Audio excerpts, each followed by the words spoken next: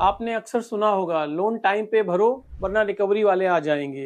Reality में कई बारोवर को ऐसी सिचुएशन फेस करनी पड़ती है जहां रिकवरी एजेंट अचानक आपके घर पहुंच जाते हैं, ऑड आवर्स में बार बार फोन कॉल करते हैं, फैमिली मेंबर्स तक को कॉल करके प्रेशर बनाया जाता है, पब्लिक जगहों पर बदनामी की धमकी दी जाती है, व्हाट्सएप, एसएमएस और सोशल मीडिया पर अब्यूसिव मैसेजेस भेजे जाते हैं। कुछ केसेस में फिजिकल थ्रेट तक बात पहुंच जाती है।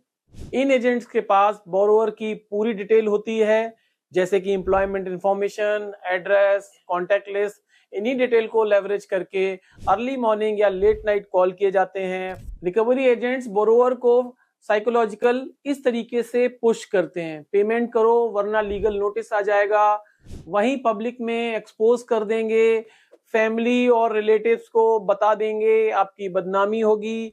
यहाँ तक कि आपके जो एम्प्लॉयर है, जहाँ आप जॉब करते हैं, को भी बताएंगे और आपको इस तरीके से बहुत परेशानी उठानी पड़ेगी। कई बोरोवर्स ईएमआई डिले करने के बाद भी ऑलरेडी स्ट्रेस में रहते हैं। उसी स्ट्रेस का फायदा उठाकर रिकवरी हैरेसमेंट और बढ़ाई जाती है। हैरेसमेंट का मेन गोल होता है जल्दी से पेमेंट निकलवाना, चाहे बोरोवर पर मेंटल प्रेशर क्यों ही ना बनाना हो।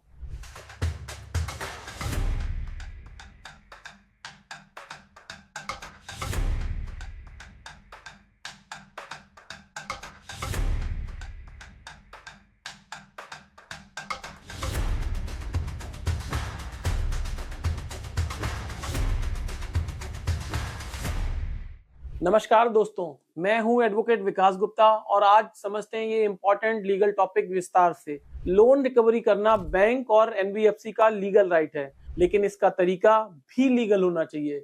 इसी के लिए रिजर्व बैंक ऑफ इंडिया ने क्लियर गाइडलाइंस इशू किए हैं ताकि बोरोवर्स का मेंटल और फिजिकल हैरेसमेंट ना हो। ये गाइडलाइन आरबीआई सर्कुलर डेटेड 12 अगस्त 2022 में दी गई थी। दोस्तों, ये गाइडलाइन सभी रेगुलेटेड एंटिटी पर लागू होती है, जैसे कि all commercial banks, local area bank, small finance bank, NBFC, housing finance company इत्यादि इत्यादि।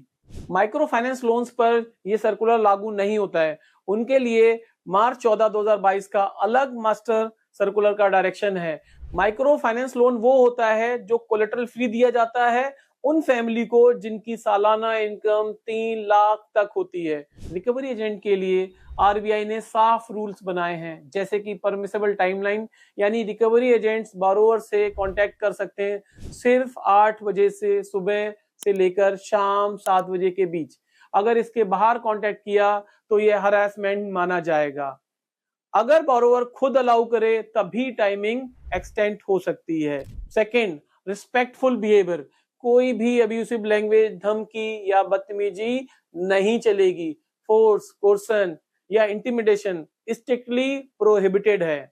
Third, no public shaming. Borrower के नेबर्स, फ्रेंड्स या रिलेटिव को इन्वॉल्व नहीं किया जा सकता है। उनको ये जानकारी देने की धमकी नहीं दी जा सकती है। ऑफिस या पब्लिक जगह पर भी शर्मिंदगी क्रिएट करना पूरी तरीके से इलीगल है। चौथा, प्रॉपर आइडेंटिफिकेशन। रिकवरी एजेंट के पास वैलिड आईडी कार्ड, बैंक या एनबीएफसी का ऑथराइजेशन लेटर होना जरूरी है। एनोनिमस एजेंट्स या मसलमैन की कोई अनुमति नहीं है। पांचवा, वर्क प्लेस विजिट भी लिमिटेड है। सिर्फ आप तभी जा सकते हैं जब बाकी कम्युनिकेशन फेल हो। और याद रखें, वहां पर भी रिस्पेक्टफुल कंडक्ट मेंटेन करना जरूरी है। तो अगर रिकवरी एजेंट बोरोवर की डिग्निटी वायलेट करता है या प्राइवेसी को इन्वेड करता है तो बैंक की ग्रेवेंस रिड्रेसल सिस्टम में कंप्लेंट करें।